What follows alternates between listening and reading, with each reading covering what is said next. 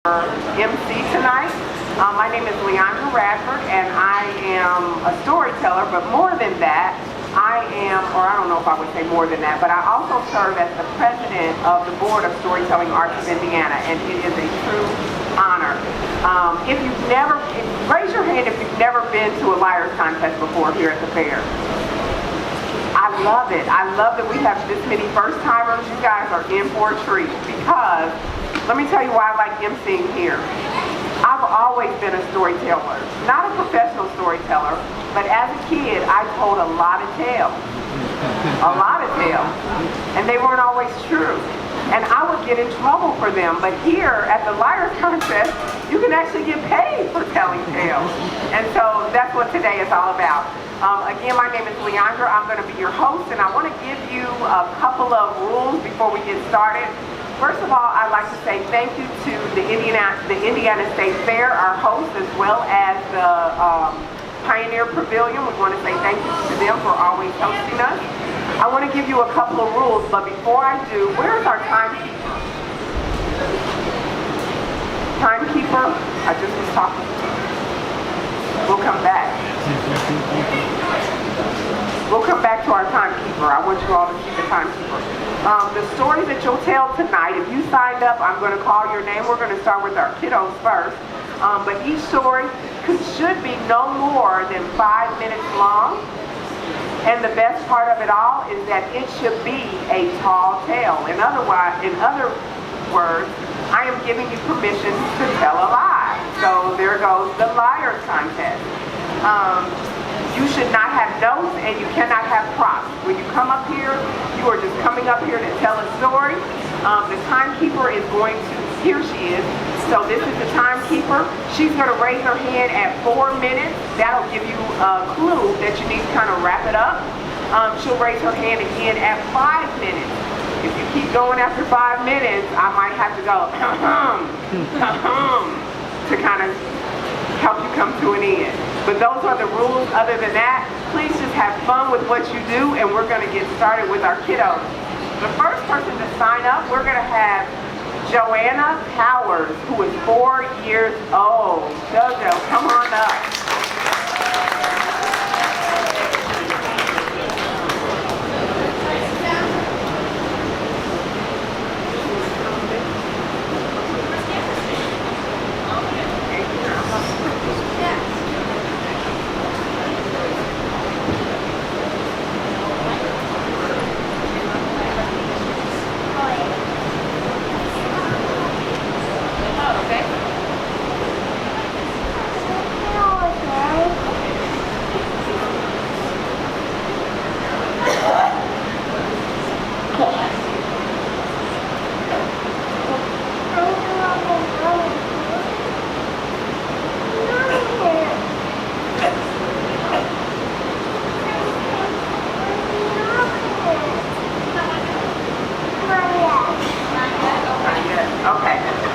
JoJo comes back up, and I will say our judges are here on the front row. Judges, would you raise your hand?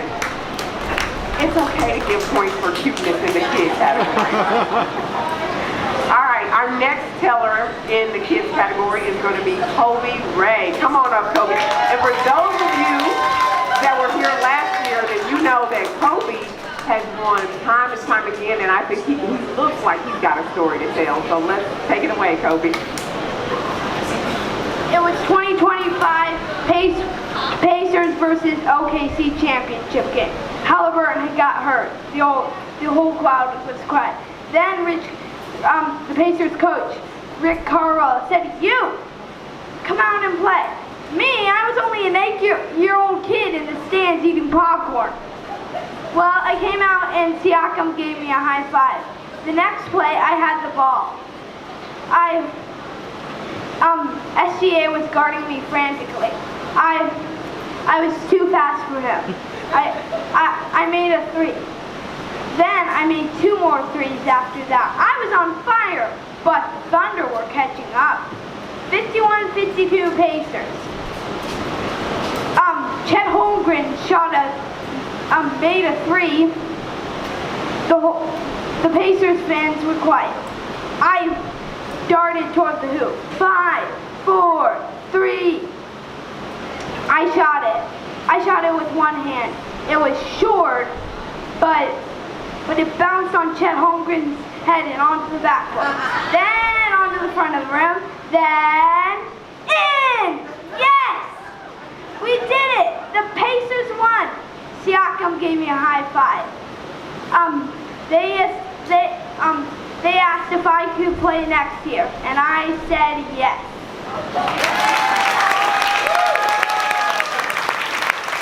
You've heard it, ladies and gentlemen. If you want to see Kolbe before this time next year, go to a Pacers game. All right, our next teller, and I apologize, I may get this wrong. Is it Adhitri? Aria! Adhitri? Aria! All right, come on up, Adhitri.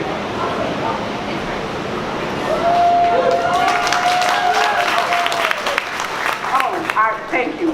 Hold tight. I forgot I need to give the judge, I do this once a year, and this is my second time, folks, cut me some slack. I have to give judges just a few minutes to tally their votes and the whole 9 yards, and so we'll get started here in just a minute. Okay, so one thing. Hold tight. So Jojo, right? The first person who came on. Well, I started the Liars Contest at age 4, and as you can see, I turned out mostly fine. You have got this, girl!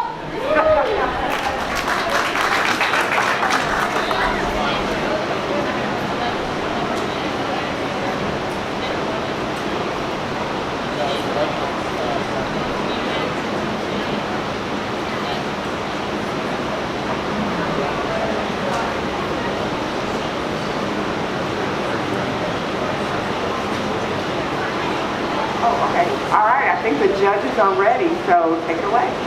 It all started with the jar of Nutella. My parents are very health-conscious people, so when I got a jar of Nutella as a gift for my best friend, I knew that I had to keep it safe. So, after I got it, I went and I hid it in the kitchen and locked the door, and felt secure in the knowledge that no one could take it. But that night, as I came in for just a tiny midnight snack, I noticed at the start that some of the Nutella was gone. I came to the obvious conclusion. Sugar-loving aliens had broken into my kitchen and stole the Nutella. In that moment, I vowed vengeance on those aliens, and that I would find them no matter the cost. The next day, I went to Walmart and asked the Walmart guy if he had any alien traps. His response, "Where are your parents?" Grumpily, I searched the aisles and finally decided that rat traps would have to do. I went home, more determined than ever to stop them. The next day, I went to school and told my best friend, "Aliens have invaded my kitchen. Can you help me look for them after school today?" She said, in a very skeptical tone, I have tennis practice, and great, I said, smiling sweetly. Thank you so much. She sighed, clearly able to tell that she wasn't getting out of this one. After school, we searched all the dark nooks and crannies of Carmel, Indiana. There weren't very many. After hours had passed, with no sign of any aliens, or for that matter, Nutella, my best friend said, "Adhitri, are you sure that?" Suddenly, there came a clicking sound from the next alley over. We turned, and there we saw a figure stalking down the alleyway, and it had an antenna. It was an alien. We followed it as it slipped into a side door in the side of a building. But when we followed it, we were suddenly in a room filled with aliens of all shapes and sizes. They all turned to look at me, and I felt like a grand hero on a quest as I walked to the center of the room and stood next to a small alien that seemed to have cake crumbs around its mouth. "Hey," I said, "do you know where my Nutella is?" Suddenly, all the aliens stiffened. Then they all turned to look at me, and their eyes began to glow green. "Human," they all said in one voice. "Where are your parents?" "No," I said, "not again." when I was suddenly zapped back to the human world. My best friend was gone, presumably off to tennis practice, and I grumpily went home. That night, I crouched in the cupboard in my kitchen, determined to catch the aliens once and for all. It didn't take long before a pair of figures stalked silently into the kitchen and turned on the light. They went right for the Nutella, and before my eyes, I watched as they started eating it. I'd had enough. Nutella thieves, confess! I screamed and dropped a pair of rat traps on their heads. They turned to look at me, and I realized at the start, it was my parents! Adhitri, my mom said, lips smeared with Nutella. You're supposed to be in bed. Not the point, I said. How dare you steal my Nutella? They turned to look at me, then at each other, and then at the mess all over the countertops. You're cleaning this up tomorrow, my mom said to my dad. Fine, he sighed, and then they both ran from the kitchen. As you might imagine, I never used that hiding spot again for anything. Now, whenever I get Nutella, I keep it in my school locker, safe from my parents. Oh, what's more, they never mentioned it again. As you can see by the way they're innocently sitting here pretending not to know anything about it. Now I keep it in my school locker, safe and sound. Just don't tell my sugar-loving teachers that. Wait, I think I hear some aliens coming. I have to go investigate. See you later!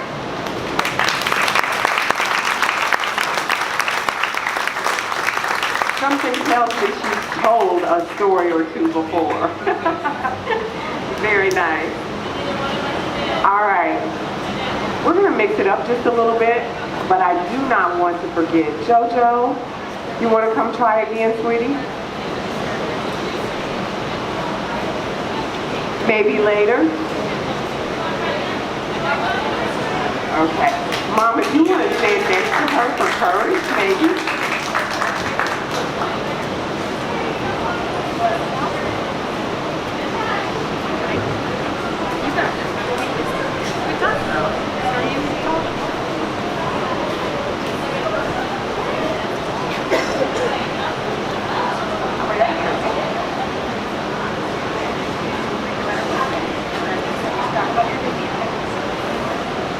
I'm going to talk about my baby and my special baby.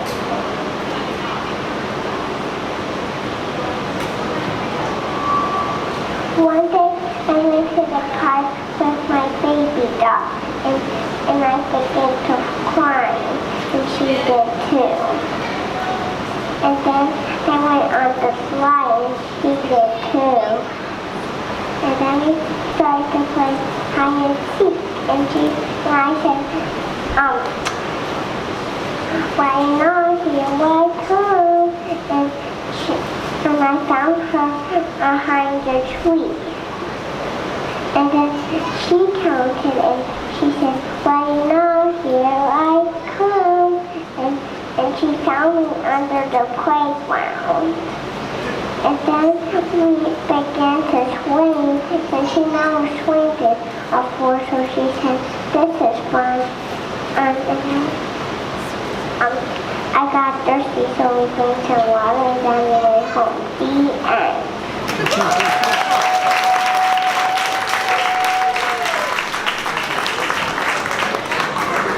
I don't care how old you are or how young you are, you always have a story to tell. And so JoJo, ready or not, here you come. You're going to be a professional storyteller someday. All right, our next person up to the mic is a first-timer. And his name is Elijah. Elijah, come on up.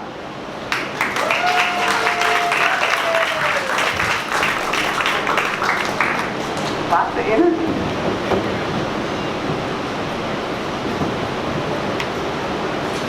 So first, Elijah, hold tight. I forgot. I didn't do my job again. I need to give the judges time. Sorry about that. I'll start. Ready? Not yet. I'll tell you when.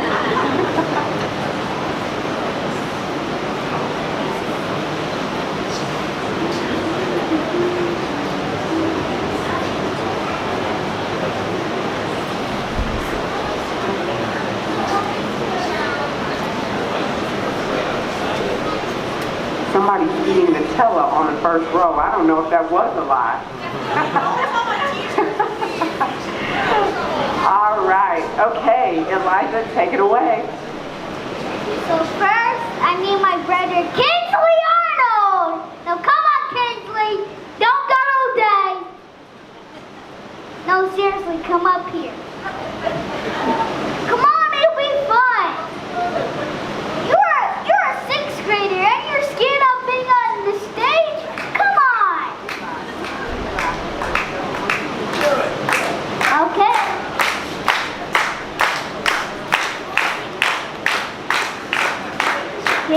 I think his brother has declined, so he's going to do it by himself. Okay. So anyway, one stormy night, there was a raccoon named Steve Carmichael. King, you sure you don't want to do this?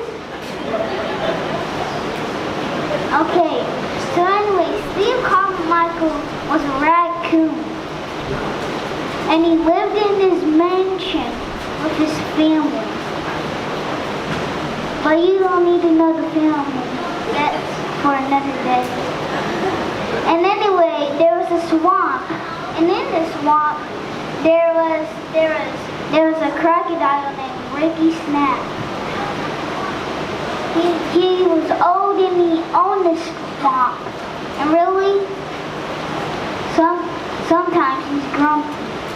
But only when people come to his place, then he can really snap. That's how he got his name. Really, he always had that name. But anyway, first they were foes, then they were friends. And then a few years later, they go to this carnival with snacks and shows and water parks and real cows and horses. What I'm saying is, they went here. But anyways, they were just walking and one of them didn't tell a story and the other one was scared.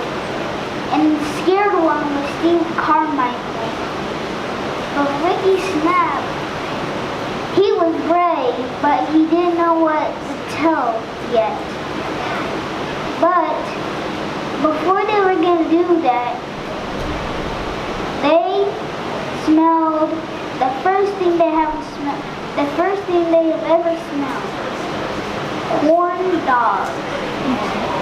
Now, as soon as they both smelled it, they were really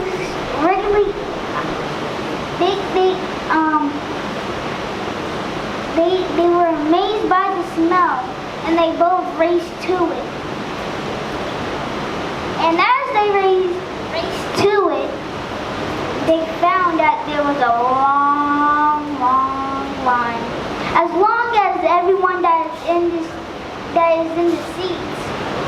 Everyone over there, and there. Even in the back that can't hear us right now.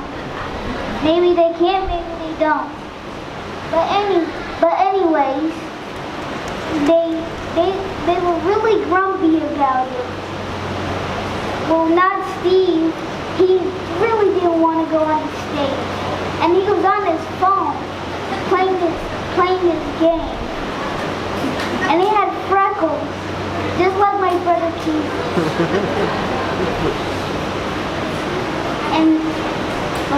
and Ricky Snap, he got really frustrated, and that's when he had his very bad meltdown. But sadly, I'm almost done. I'm almost done. So, but anyway, as I was saying, Ricky Snap got angry. He got snappy. Uh-oh. Chomp! Chomp! Then, for some reason, the line was clear. And only Ricky Snap knows. So then he calmed down, and then he walked all the way up, and then everyone was back, but they were at the back of the line. And it was slimy, and it had saliva on them. And raise your hand if you know why. Yes, why? No, I'm just gonna say it. Because when Ricky Snap got snappy, he chomped everyone up. But only he will know. I'm almost done. So anyway, long story short, they got their corn dogs, they went to the show, and they told their story. But even though Steve Carmichael didn't do it, I know really big inside he really does. He's just scared, and I bet he was recording Ricky Snap right now at this time. The end. Now who's next?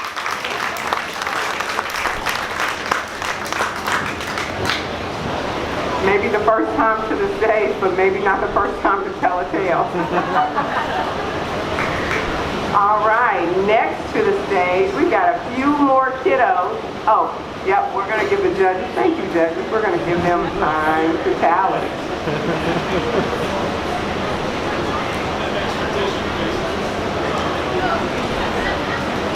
You know, while we're waiting on the judges, I just have a question.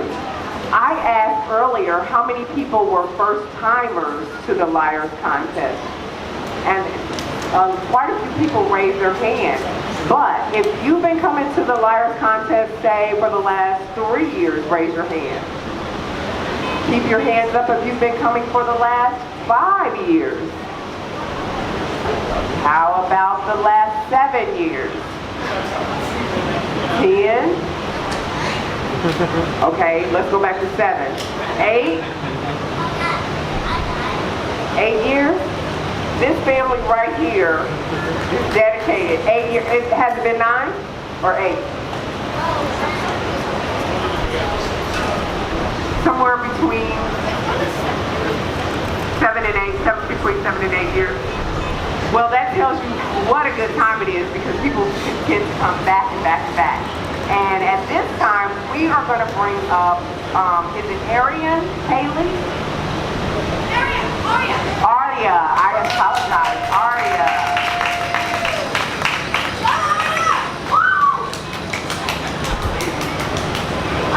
So I'm going to tell you a story about our chickens. So their names are Blueberry, Eggy, Dizzy, Tundra, and Little Bee. Today I'm going to be telling you a story about Blueberry. Don't tell the other chickens that she's my chicken.